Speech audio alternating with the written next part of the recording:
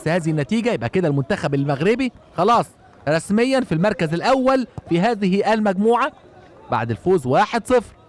لكن لسه برضه ممكن جدا. أمير سعيود موهوب يلعبها بينية، شلالي قطعت الكورة لكن تيجي تاني في منتهى الخطورة. هوبا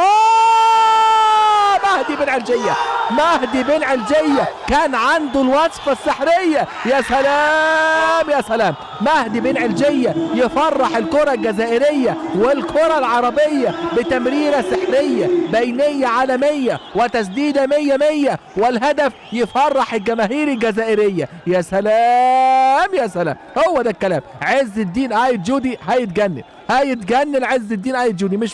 مش ممكن مدير فني على مستوى عالي جدا لكن يعني كأنه عنده الوصفة السحرية لما ينزل بن علجية، لما ينزل مهدي، لما ينزل الراجل ده يبقى كأنه عنده احساس انه هيعمل الفارق. هياخد انذار طبعا مفيش كلام. ادي اللعبة شلالي، لا مش هو اللي لعبها، ده جاية هدية مجانية من الحاج ساري جوي. ادي الحاج ساري يعني متشكرين جدا يا عم الحاج، يعني هدية مجانية. ده طبعا ده كلام اللاعب بن علجية والراجل اداله تسديدة حلوة جدا، تسديدة يعني كان فين الكلام ده من بدري.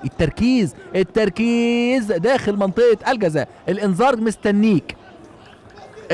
مستنيك لكن طبعا مفيش مشكلة بقى. انذار بن علجية لكن الهدف اهم من الانذار. مهدي بن علجية اللاعب رقم 17 لاعب اتحاد العاصمة، 20 سنة فقط مواليد 14/95 لاعب اتحاد العاصمة